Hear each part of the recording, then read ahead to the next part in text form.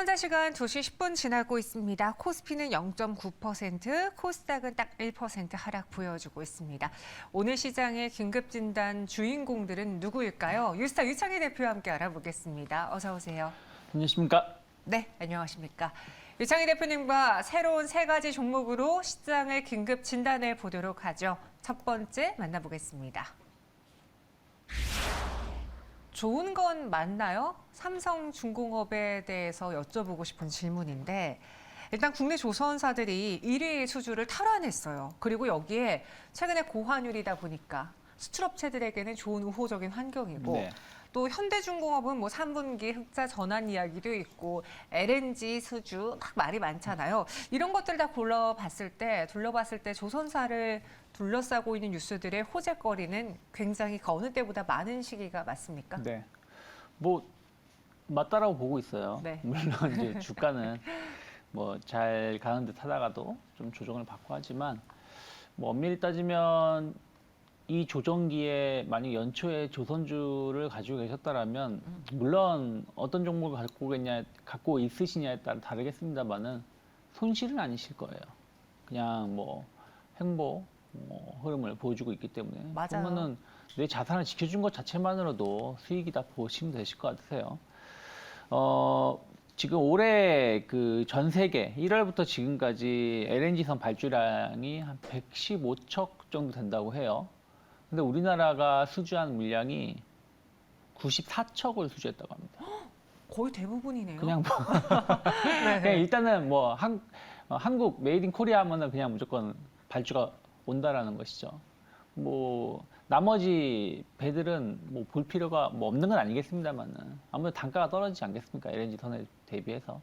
그리고 지금 우리나라는 대부분 국내 도크가 다 있어요. 예전에는 뭐 해외도 있고 했었는데 이 조선업 불황 때문에 다 정리를 하고 국내에서만 배를 만들기 때문에 더 이상 배를 만들 공간이 없기 때문에 왜냐면 배가 언제까지 필요하다. 근데 우리가 지금 수주 잔고를 확인했을 때 그 배를 만들 수 있다 없다를 확인하고 수주를 하는 거 아니겠습니까? 그러면 더 수주를 할 수 있음에도 불구하고 LNG선 말고도 다른 배들을 수주할 수 있음에도 불구하고 수주를 안 한 것이다 라고 보시면 될 것 같아요. 거기다가 성가 상승은 계속해서 높아지고 있죠. 제가 뭐 한 달 전에도 말씀드렸습니다만은 성가가 뭐 3, 4개월 계속 높아지고 있거든요. 그러한 이유는 아무래도 이제 수요는 많은데 공급할 수 있는 곳이 마땅히 별로 없다라는 거. 그리고 원자재 가격 상승이라든지 뭐 에너지 가격 상승 이런 부분들도 성가 상승에 영향을 미치거든요. 그런 것들이 최근에는 원자재 가격이 둔화되고 있고 유가도 많이 하락하지 않았습니까? 오히려 성가 상승은 미리 계약한 그 금액이 줄어들진 않거든요. 그러면 앞으로 수익성 증가에 대한 어떤 기대감들 그리고 고환율 수혜를 입죠. 대표적으로 뭐 자동차, 조선 이런 것은 워낙 약세 수혜를 입는 부분들이다 보니까 거기에 따른 또 수익성도 우리가 무시할 수 없다라고 보고 있습니다.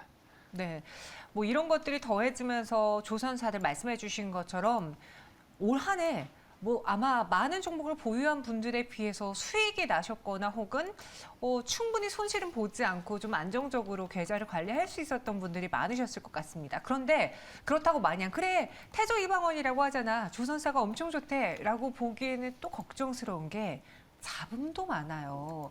뭐 노사 문제도 있고 거기에다가 최근에 후판가도 오르는데 지금 포스코를 둘러싸고 있는 악재로 인해서 철강을 많이 못 찍어내고 있는 상황이고 네. 여기에 일손도 부족하다라고 하거든요.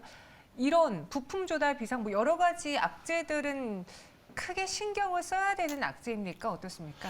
저는 그 부분도 너무 걱정할 필요는 없다 생각하고 있어요. 후판 가격 상승은 제한적일 거라 보고 있습니다. 왜 그러냐면 원자재 가격 상승이 동반되지 않는다라면은 아주 높게 가격을 올릴 수가 없는 것이고 네. 또 물론 이제 포스코가 그 국내에서의 차지하는 비중이 높기 때문에 지금 이것이 좀 해결이 돼야지 조금 앞으로 그 후판이라든지 이런 수요가 좀 원활하게 돌아갈 텐데 포스코가 엄밀히 따지면은 포항에서만 철을 만드는 게 아니에요. 다른 제철 수도가 많이 있기 때문에 전체에 영향을 미치는 게 얼마 되는지 여부를 좀 봐야 된다 생각을 좀 하고 있고요. 그리고 그 뭐라 그럴까? 뭐 노조, 뭐 노사 문제 이런 것들도 지금은 이제 거의 끝나가는 부분들이기 때문에 네. 이런 것들이 추가로 어떤 영향을 미칠 가능성은 제한적이지 않을까 좀 판단하고 있습니다. 물론 요소 불확실성은 있어요.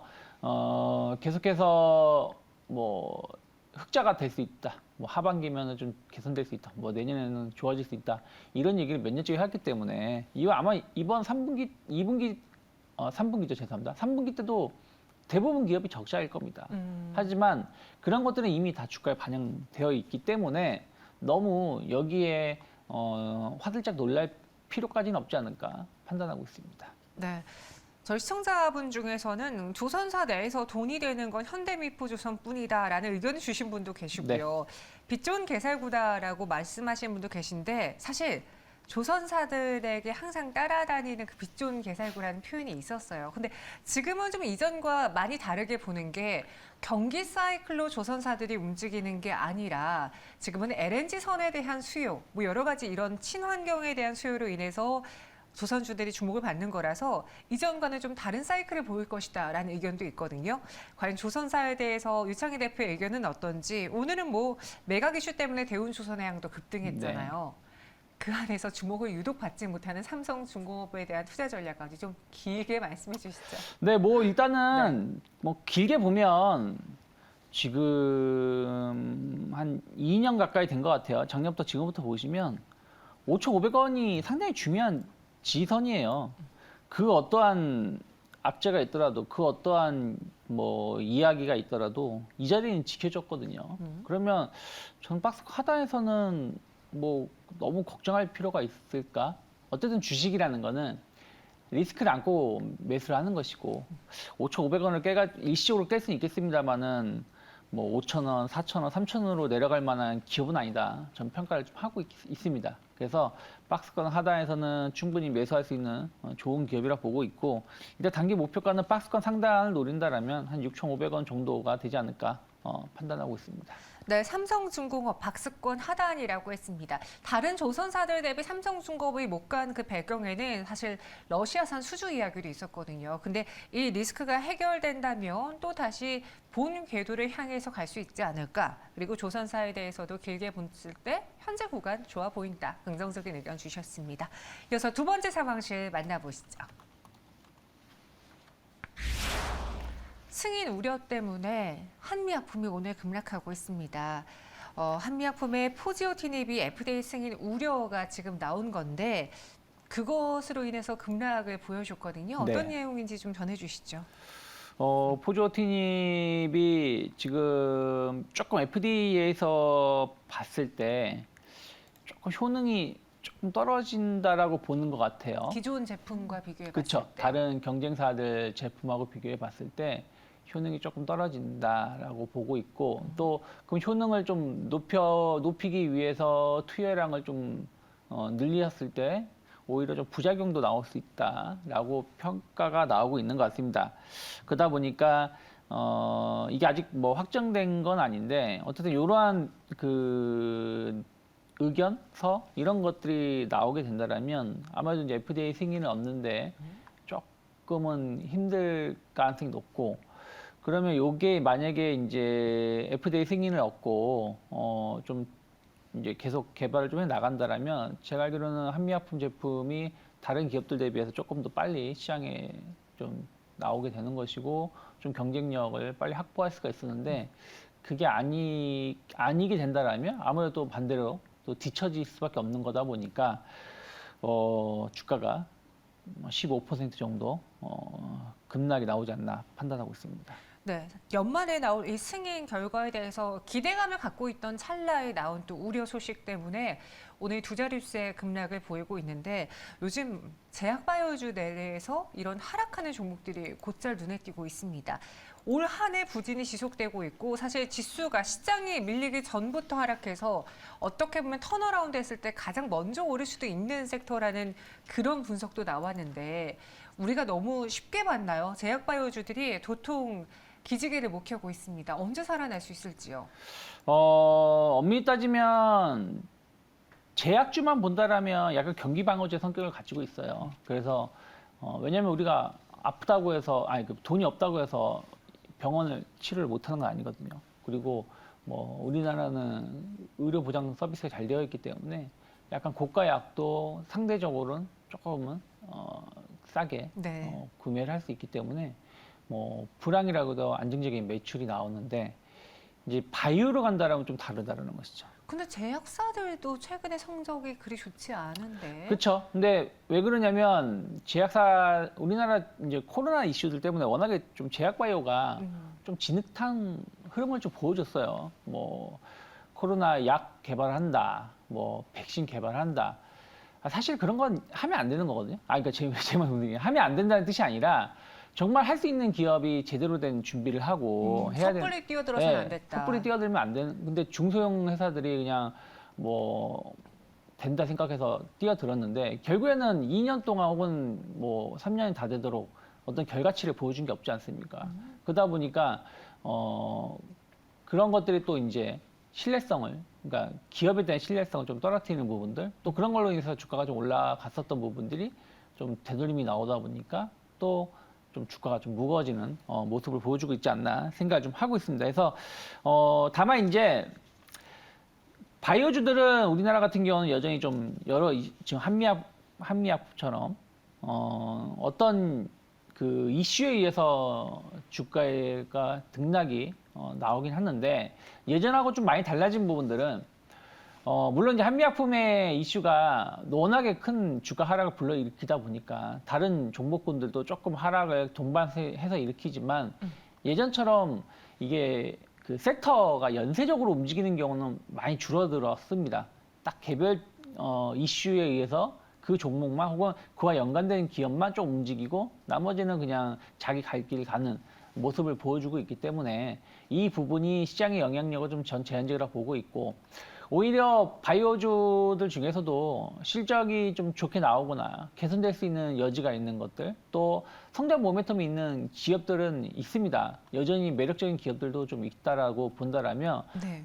좀 종목을 옥석을 가려서 매수하는 게 맞다. 단순하게 예전처럼 뭐 개발한다, 뭐 준비하고 있다 이런 걸로 물론 요즘에는 그렇게 이제 매수 많이 안 하세요. 많이 안 하시지만 어쨌든 그런 걸로 이슈가 있을 때 주가가 급등락을 하는 거에 대해서 너무 쫓아다니시는 것보다 좀 종목을 잘 선정을 해서 그 종목을 좀 꾸준하게 좀 추적하면서 비중을 조금씩 모아가는 게 맞지 않을까 생각하고 있습니다. 네, 그럼 그 안에서 오늘 한미약품이 워낙 이슈를 끌고 있으니까 이 종목에 대한 전략을 세워보겠습니다. 말씀드린 것처럼 롤론티스가 FDA 승인을 받았기 때문에 2연타 홈런을 하는 거 아니냐, 2번 연속으로 FDA 승인을 받는 것 아니냐라는 기대감이 커진 상황에서 나온 다소 아쉬운 소식이었거든요. 어떻게 보십니까? 연타적 홈런 한다면 한미약품의 주가는 더 떨어질 것인지 아니다. 일단 이 실망에 대한 것은 오늘 주가 하락으로 나왔고 우린 지금 롤론티스를 갖고 있으니까 이걸로 주가를 꾸준히 끌어올릴 수 있지 않겠느냐. 두 가지 의견 중에 어느 쪽에 손을 들어줄까요? 일단 뭐 지금 최근 일주일의 주가 하락이 올해 1년치 올린 걸 다 대감아 버렸어요. 네. 그러면 실망 매물이 너무 많이 쌓여 있을 수밖에 없는 것이고 전 제한된 반등이 나올 수밖에 없다. 그러면 일정 부분 손실을 좀 확정짓고 다시 한번 좀 봐야 되지 않을까 판단하고 있습니다. 네, 한미약품에 대해서는 현재 실망으로 인해서 매도를 해보고 다시 타이밍을 노려보는 게 어떻겠느냐라고 의견 주셨습니다. 마지막 상황실 만나보시죠. 이제 네 차례다 하나기술 이야기입니다. 2차 전지 해외 수주의 폐배터리까지 증권가에서 오늘 좀 긍정적으로 분석을 내놓았던데 네. 하나기술에 대한 평가 어땠습니까? 한화기술 상당히 좀 좋은 기업이죠. 주가도 최근에 좀 시류를 잘 타서 네. 좀 올라오고 있지 않나 생각하고 있는데 뭐 2차 전지 장비 관련해 가지고 매출 안정적으로 좀 나오고 있고 또 요즘에 시장에서 주목하고 있는 건 폐배터리 시장 아니겠습니까? 이런 폐배터리 관련해서도 상당히 좀 높은 기술력을 가지고 있다라는 거 그런 것들 좀 주목을 하고 있는 것 같습니다. 그 유럽하고 북미 시장에서 셀 업체들의 배터리 그 공장의 증설은 앞으로 더 일어나면 더 일어나지 일어날 것이지 줄어들질 않을 거예요. 왜 그러냐면 지금 짓고 있는 공장들도 뭐 저뿐이 아니라 다른 분들 몇 번씩 말씀하셨겠습니다만은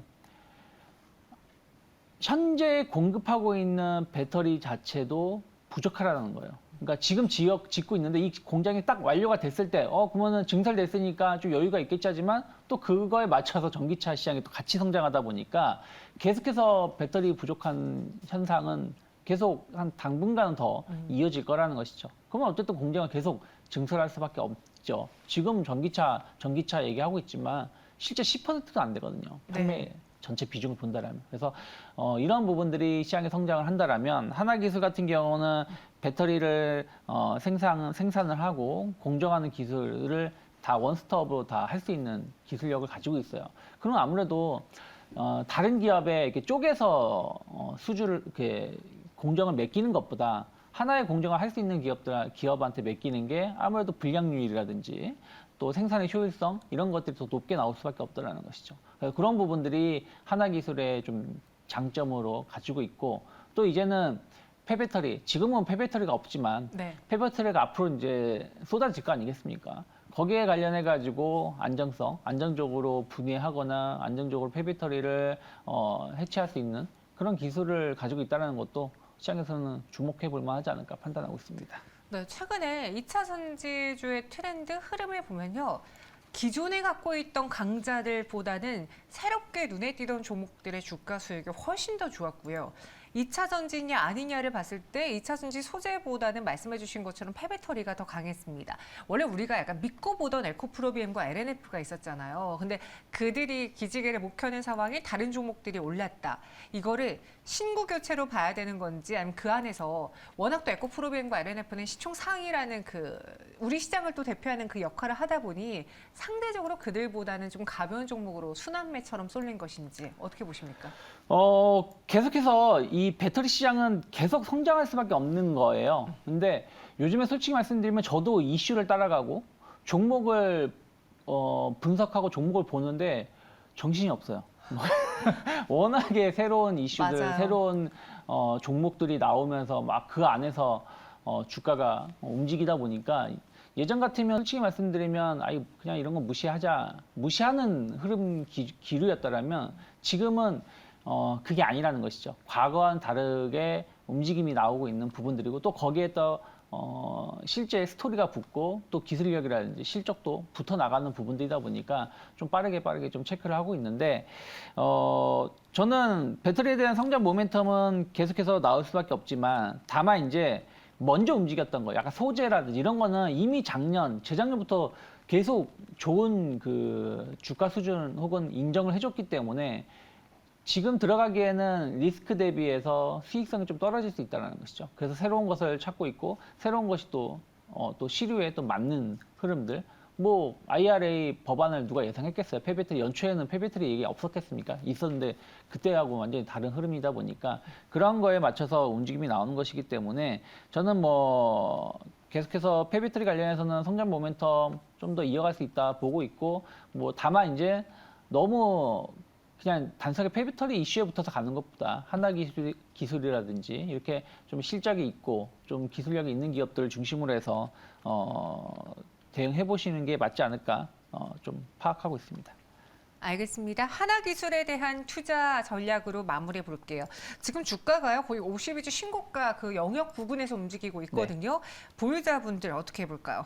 일단은 이게 한번 크게 올랐다가 크게 빠졌다가 오늘 그걸 감싸는 양봉이 나온 거거든요. 그러면 이제 직전 고점대가 상당히 중요한 지지선이 될 수 있어요. 그래서 전 74,000원, 75,000원을 크게 이탈하지 않는다라면 일단 한 85,000원 정도까지의 추가적인 상승은 대비할 필요가 있지 않을까. 어쨌든 이게 N자의 상승으로 간다라면 의미 있는 양봉이 나온 것이라고 좀 확인을 하고 접근하실 필요가 있지 않을까 판단하고 있습니다. 알겠습니다. 하나기술에 대해서는 추세 전환이 기대가 된다라는 한 줄 평으로 마무리해 보도록 하죠. 이렇게 세 가지 상황실 오늘은 유창희 대표와 함께 알아봤습니다. 설명 고맙습니다. 고맙습니다.